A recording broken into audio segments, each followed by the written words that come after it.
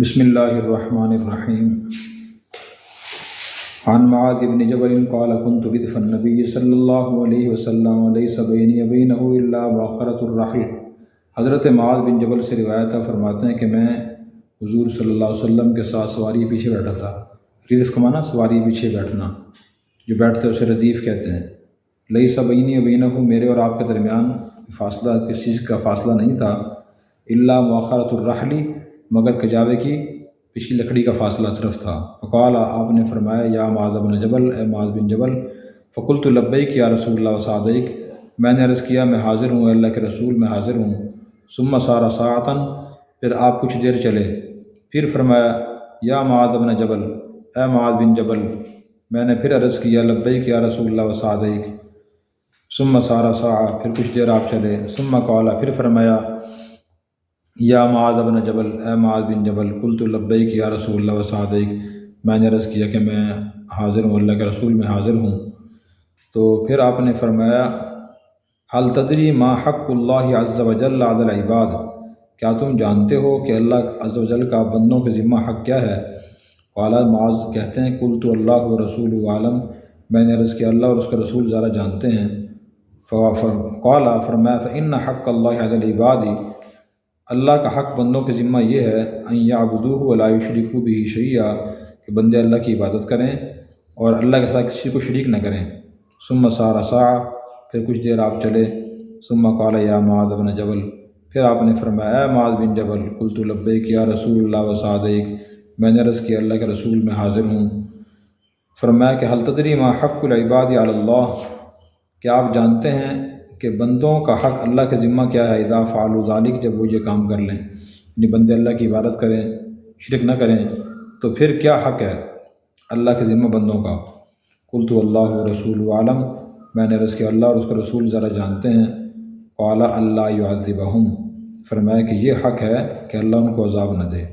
یہ صحیح بخاری صحیح مسلم کی متفق علیہ روایت ہے اور بہت اہم حدیث ہے۔ یہ حدیث کا خلاصہ مضمون یہ ہے کہ حضرت معاذ بن جبل رضی اللہ عنہ فرماتے ہیں کہ میں ایک مرتبہ سواری پر نبی کریم صلی اللہ علیہ وسلم کے ساتھ سوار تھا۔ گھوڑا ہوگا یا ہاں بلکہ اونٹ تھا، اونٹ کی سواری پہ سوار تھے، کجاوا رکھا ہوا تھا، آگے حضور بیٹھے تھے، پیچھے معاذ اللہ بیٹھے تھے۔ تو حضور نے فرمایا، اے معاذ بن جبل، میں نے عرض کیا لبیک یا رسول اللہ وسعدیک۔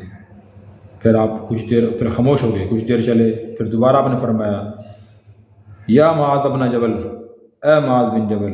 میں نے پھر عرض کیا لبیک یا رسول اللہ وسعدیک۔ تو پھر آپ نے حضرت معاذ سے پوچھا کہ تم جانتے ہو کہ بندوں کے ذمے اللہ کے حق کیا ہے؟ تو انہوں نے عرض کیا کہ نہیں یا رسول اللہ، آپ بہتر جانتے ہیں، اللہ جانتے ہیں، مجھے نہیں معلوم۔ تو آپ نے ارشاد فرمایا کہ اللہ کا حق بندوں کے ذمہ یہ ہے کہ بندے اللہ کی عبادت کریں اور کسی چیز کو اللہ کے ساتھ شریک نہ ٹھہرائیں، یہ بات فرمائی۔ پھر آپ کچھ دیر چلے، پھر فرمایا کہ یا معاذ بن جبل، اے معاذ بن جبل۔ انہوں نے پھر عرض کیا لبیک یا رسول اللہ وسعدیک، اللہ کے نبی میں حاضر ہوں، فرمائیے کیا حکم ہے؟ پھر آپ نے دوسرا سوال کیا کہ آپ جانتے ہیں کہ جب بندے اللہ کا حق ادا کر دیں، اللہ کی عبادت کریں اور شرک نہ کریں، تو اللہ کے ذمے بندوں کا حق کیا ہے؟ انہوں نے پھر وہی جواب دیا، اللہ و رسول عالم، مجھے معلوم نہیں، اللہ اور اس کے رسول بہتر جانتے ہیں۔ پھر آپ نے فرمایا کہ اللہ یعذبہم، اللہ کے ذمہ بندوں کا حق یہ ہے کہ پھر اللہ ان کو عذاب نہ دے۔ اب یہ تو حدیث کا مفہوم ہوا۔ تشریح اس کی یہ ہے کہ حضرت معاذ رضی اللہ عنہ نے جو اتنے اہتمام سے یہ بات بیان فرمائی اور واقعے کے تمام حصے تفصیل سے بیان فرمائے، تو اس تفصیل سے بیان کرنے کا مقصد ان کا ایک تو یہ ہے کہ لوگوں کو پتہ چل جائے کہ جو باتیں حضور نے فرمائی مجھے اچھی طرح یاد ہیں، کوئی چیز میں بھولا نہیں ہوں۔ نمبر 2، حضرت معاذ رضی اللہ عنہ نے اس واقعے کے پورے حصے تفصیل سے یاد بھی رکھے۔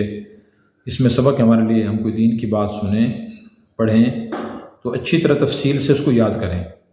بعض لوگ تھوڑی سی بات یاد کر لیتے ہیں، اکثر اسے چھوڑ دیتے ہیں، پھر وہ بیان کرتے ہیں یا سمجھتے ہیں تو غلط فہمی میں مبتلا ہو جاتے ہیں۔ پوری بات سننی، پڑھنی اور بیان کرنی چاہیے۔ تیسرا سبق ہمارے لیے یہ ہے کہ حضور صلی اللہ علیہ وسلم نے 3 مرتبہ معاذ اللہ عنہ کو فرمایا، یا معاذ بن جبل۔ حضرت معاذ بڑے باادب انسان تھے انہوں نے کوئی ناگواری کا اظہار نہیں کیا کہ یا رسول اللہ آپ کچھ فرماتے تو ہیں نہیں۔ ہمارے ہاں بے ادبی بہت عام ہے نا کہ باپ بیٹے کو بلائے، ایک دفعہ کہے کہ بھائی ادھر آؤ، یہ آواز دے اسے، پھر کچھ نہ کہے، پھر دوبارہ آواز دے کچھ نہ کہے، تو بیٹا نافرمانی کرے گا، بدتمیزی کرے گا، بھی آپ کچھ کہتے تو ہو نہیں، بلاتے کیوں مجھے؟ تو صحابہ کرام میں ادب بہت زیادہ تھا۔ حضور 10 دفعہ بلاتے تو وہ ناگواری کا اظہار نہیں فرماتے تھے۔ ہمیں خود بے ادب سیکھنا ضروری ہے، اور دوسروں اپنے چھوٹوں کو بھی سکھانے آداب ضروری ہیں۔ اچھا، پھر حضور خاموش کیوں ہو جاتے تھے؟ پہلی مرتبہ نے فرمایا یا معاذ بن جبل، انہوں نے جواب دیا، پھر آپ خاموش ہو گئے۔ پھر دوبارہ حضور نے فرمایا کہ یا معاذ بن جبل، معاذ نے عرض کی یا رسول اللہ میں حاضر ہوں، پھر آپ خاموش ہو گئے، بات نہیں فرمائی۔ اس کی وجہ کیا تھی؟ اس کی وجہ مفسرین محدثین نے مختلف بیان کی ہیں۔ ایک وجہ یہ بیان کی ہے کہ شاید حضور صلی اللہ علیہ وسلم بس معاذ اللہ عنہ کو مکمل متوجہ کرنا چاہتے تھے، بھی پوری طرح متوجہ ہو جائیں اور ذہن متوجہ کر کے میری بات سنیں۔ اور دوسرا مطلب یہ بیان کیا گیا شاید آپ کا مقصد یہ تھا کہ آپ کشمکش میں تھے کہ میں حضرت معاذ کو یہ بات بتاؤں یا نہ بتاؤں۔ بہت سی باتیں بتانے کی نہیں ہوتی نا، تو آپ سوچ رہے تھے بتاؤں یا نہ بتاؤں، پھر دل میں خیال ہے بتا دوں۔ تو پھر آپ نے یہ پوچھا کہ اللہ کے حق بندوں کے ذمہ کیا ہے، تو انہوں نے عرض کی کہ مجھے معلوم نہیں۔ اس میں سبق ہے ہمارے لیے، اس بات کا علم نہ ہو، تکے سے، اندازے سے، اپنے خیال سے جواب نہ دیں۔ اکثر لوگ ایسے ہی کرتے ہیں، میرا ذہن یہ کہتا ہے کہ چیز صحیح ہوگی، میرا ذہن یہ کہتا ہے کہ چیز صحیح نہیں ہوگی۔ ایسا نہ کریں، خاص طور پہ جو دین کی بات ہے وہ ذہن کے تابع نہیں ہوتی ہے، قرآن و سنت کی تعلیم کے تابع ہوتی ہے۔ اگر اس کا علم ہے تو ہم بتائیں، علم نہیں تو صاف کہیں مجھے علم نہیں ہے۔ تو اور اس سے مراد بھی یہ ہے کہ لوگ اللہ کا حق بندوں کے ذمہ یہ ہے کہ بندے اللہ کے دین کو جان کر اپنائیں۔ اس میں سب چیزیں آ گئی ہیں، اللہ کے حقوق بھی، بندوں کے حقوق بھی۔ اللہ یعبدوہ ولا یشرکوا بہ شیئا، اس میں دونوں چیزیں آ گئی ہیں کہ لوگ اللہ کے دین کو سمجھیں اور زندگی اس کے مطابق گزاریں، یہ مطلب ہے اس کا۔ اور پھر دوبارہ پوچھا کہ جی آپ جانتے ہیں کہ اللہ کے ذمہ بندوں کا حق کیا ہے؟ انہوں نے عرض کیا کہ اللہ و رسول عالم۔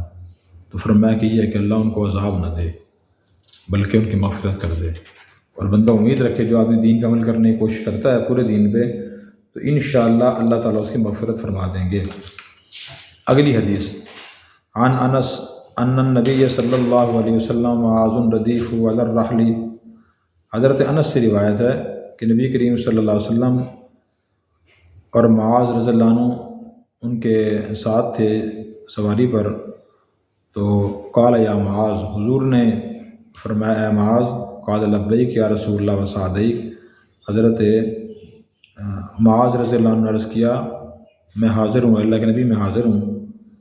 تو پھر آپ نے فرمایا یا معاذ، تو پھر انہوں نے عرض کیا لبیک یا رسول اللہ وسعدیک، اللہ کے رسول میں حاضر ہوں۔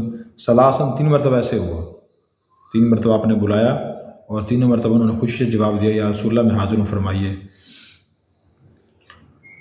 قال ما من احد یشهد ان لا الہ الا اللہ وان محمد رسول اللہ صدقا من قلب الا حرمہ اللہ علی النار، آپ نے فرمایا کہ جو شخص بھی یہ گواہی دے گا کہ اللہ کے سوا کوئی معبود نہیں اور بے شک محمد اللہ کے رسول ہیں، اور وہ گواہی دے گا سچے دل سے، تو اللہ اس کو جہنم پہ حرام کر دیں گے، وہ جہنم میں نہیں جائے گا۔ یہ بات فرمائی آپ نے۔ قال یا رسول اللہ افلا اخبر بہ الناس، حضرت معاذ نے عرض کی یا رسول اللہ کیا میں لوگوں کو اس کی خبر نہ دے دوں؟ حضور نے فرمایا کہ جو آدمی سچے دل سے گواہی دے گا کہ اللہ کے سوا کوئی معبود نہیں، محمد اللہ کے رسول ہیں، تو جہنم میں وہ نہیں جائے گا، وہ جنت میں جائے گا۔ لوگوں کو بتا دوں؟ فیستبشروا، تاکہ لوگ خوش ہو جائیں۔ قال، حضور نے فرمایا اذن یتکلوا، تب تو اسی بھروسہ کر لیں گے، نہ بتاؤ۔ فاخبر بہا معاذ عند موتی تعصما، حضرت معاذ نے یہ بات لوگوں کو بتائی اپنی موت کے وقت گناہ سے بچنے کے لیے۔ تو حدیث یہی ہوئی، پہلی حدیث سے ملتی جلتی ہے، اور یہ حدیث بھی متفق علیہ ہے، صحیح بخاری مسلم کی ہے کہ حضور صلی اللہ علیہ وسلم نے معاذ رضی اللہ عنہ کو فرمایا کہ بھی جو آدمی سچے دل سے گواہی دے گا کہ اللہ کے سوا کوئی معبود نہیں اور محمد اللہ کے رسول ہے، تو وہ جہنم میں نہیں جائے گا۔ یہ بات فرمائی۔ اس گواہی دینے سے مراد بھی یہ ہے کہ گواہی بھی دے اور پھر اس کے تقاضوں میں عمل بھی کرے، سچی گواہی وہی ہوگی نا جس انسان اس کے مطابق عمل بھی کرتا ہو۔ اگر وہ شہادت دیتا ہے کہ اللہ کے سوا کوئی معبود نہیں، محمد اللہ کے رسول ہیں، لیکن اس کے زندگی ساری ان دونوں باتوں کے خلاف ہے، وہ اللہ کی نافرمانیاں بھی کرتا ہے، حضور کی تعلیمات سے بھی بے خبر ہے، ان کو اپناتا بھی نہیں ہے، تو گواہی دے رہا ہے وہ؟ گواہی تو نہیں دے رہا وہ۔ دنیا میں جو آدمی جس سے سچے دل سے متاثر ہوتا ہے، اس کو بڑا سمجھتا ہے، کامیاب سمجھتا ہے، اس کی پیروی کرنے کی کوشش بھی کرتا ہے اور ویسا بننے کی کوشش کرتا ہے۔ تو پھر حضور نے فرمایا کہ بھائی جو آدمی گواہی دے گا جہنم اس پہ حرام ہے۔ حضرت معاذ رضی اللہ عنہ نے عرض کیا، یا رسول اللہ، لوگوں کو بتا دوں یہ بات تاکہ لوگ خوش ہو جائیں، صحابہ کرام سارے سچے تھے۔ تو حضور نے فرمایا نہ بتاؤ، تب تو لوگ اسی بھروسہ کر کے بیٹھ جائیں گے۔ اس میں ہمارے لیے سبق یہ ہے کہ جن باتوں کے بیان کرنے سے غلط فہمی پیدا ہونے کا اندیشہ ہو، بیان نہیں کرنی چاہیے، نہ ایسی دنیا کی باتیں بیان کرنی چاہیے اور نہ دین کی باتیں بیان کرنی چاہیے۔ بہت سی باتیں دین کی ایسی ہی ہیں کہ آج لوگ وہ بات پوری بیان نہیں کرتے، آدھی بات بیان کرتے ہیں، اور اس کی وجہ سے مسلمان غلط فہمی میں مبتلا ہو جاتے ہیں۔ مثلا ہمارے ہاں ایک وظائف پہ بڑا زور ہے۔ دو چیزیں، ایک اللہ کے احکامات ہیں کہ بھی یہ کرنا ہے، یہ نہیں کرنا، کچھ ممنوعات ہیں، اس طرف لوگوں کی توجہ نہیں ہے۔ اللہ کے احکام کی بڑی اہمیت ہے، اللہ کے حکم جو پورا کرتا ہے وہی جنت کا مستحق ہے، جو نافرمانی سے بچتا ہے وہ جہنم سے بچے گا۔ وظائف پہ بہت ذرا زور ہے۔ اب وظائف بہت سے ہیں، آیت الکرسی ہے، آیت کریمہ ہے، اسم اعظم ہے۔ اب لوگوں کے ذہن میں تصور یہ ہوتا ہے، خیال یہ ہوتا ہے کہ میں نے آیت کریمہ کی فضیلت پڑھی ہے کہ جو آدمی اس کے ذریعے دعا کرے دعا قبول ہوگی۔ اب وہ سمجھتے ہیں کہ بس صرف میں دعا کروں گا اور دعا قبول ہو جائے گی، بس اسی بھروسہ کیے بیٹھا ہے۔ یا اسی طرح فلاں وظیفہ پڑھنے سے رزق بہت زیادہ ملے گا، بس وہ اسی کو پکڑ لیتا ہے۔ فلاں دعا پڑھنے سے دعا قبول ہوتی ہے بہت زیادہ، اب وہ اسی پہ بھروسہ کر کے صرف دعائیں کرتا رہتا ہے۔ حالانکہ یہ آدھی بات ہے۔ اس کے ساتھ ساتھ یہ بھی ضروری ہے کہ جو آدمی دعا کر رہا ہے، وظیفہ پڑھ رہا ہے، اس دعا قبول ہونے کی شرائط کیا ہیں؟ یہ باتیں خود حضور صلی اللہ علیہ وسلم نے تفصیل سے بیان فرمائی ہیں کہ دعا اسی قبول ہوگی جو سچ بولتا ہو، حلال کھاتا ہو، حق تلفی کسی کی نہ کرتا ہو۔ پیچھے گزرا ہے اتقی دعوت المظلوم، مظلوم کی بد دعا سے بچو، کسی پہ ظلم نہ کرتا ہو۔ اگر وہ ظلم بھی کر رہا ہے، وظائف بھی پڑھ رہا ہے، تو اس کی دعا قبول ہوگی؟ نہیں ہوگی۔ اس کے خلاف مظلوم کی بد دعا قبول ہوگی۔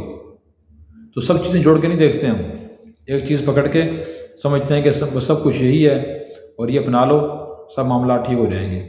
رزق حلال کے بارے میں لوگوں میں غلط فہمی میں مبتلا ہیں کہ جو رزق اللہ نے لکھا ہوا مل کے رہے گا، یہ بات تو سچی ہے۔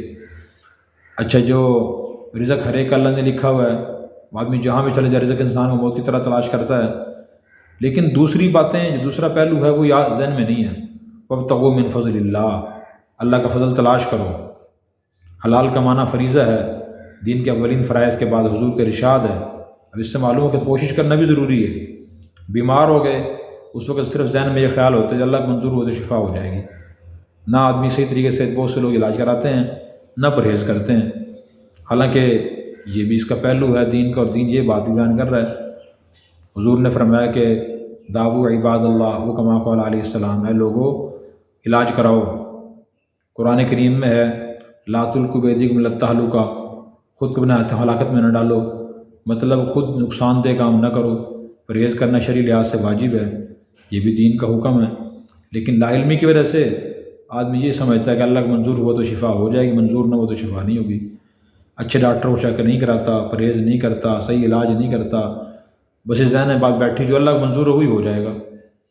تو اس لیے ایسی باتیں ایک تو بیان آدمی کرے تو پوری بات بیان کرے، پڑھے پوری بات پڑھے تاکہ پوری بات علم میں آئے اور صحیح آدمی عمل کر سکے۔ حضور نے منع فرما دیا کہ بھئی لوگوں کے سامنے بات بیان نہ کریں، لوگ بھروسہ کر کے بیٹھ جائیں گے۔ حقیقت یہ نہیں ہے، حقیقت یہ ہے کہ پورے دین عمل کرنا ضروری ہے۔ اگر پورے دین عمل کرنا ضروری نہ ہوتا تو اللہ رسول تفصیلات بیان ہی نہ کرتے۔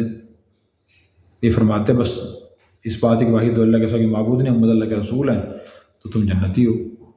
پھر نماز چھوڑنے وعیدیں بیان نہ ہوتی، زکوٰۃ چھوڑنے وعیدیں بیان نہ ہوتی، حج چھوڑنے وعیدیں بیان نہ ہوتی، ظلم و زیادتی کرنے کی سزائیں قرآن کریم حدیث میں بیان نہ ہوتی، حالانکہ سب چیزیں بیان کی گئی ہیں۔ آخری بات کہ حضرت معاذ رضی اللہ عنہ نے اپنی وفات سے پہلے یہ حدیث بیان کر دی تاکہ مجھے علم چھپانے گناہ نہ ہو۔ تو جہاں جس علم کو بیان کرنے کی ضرورت ہو وہاں وہ بیان کرنا چاہیے، اور بغیر کسی وجہ کے علم چھپانا بھی نہیں چاہیے، جہاں اس کی ضرورت ہے وہاں چھپانا بھی نہیں چاہیے۔ یہ ہمارے لیے اس حدیث میں سبق ہے۔ اللہ تعالی ہمیں دین کو سمجھ کر اخلاص سے نیت سے عمل کرنے کی توفیق عطا فرمائے۔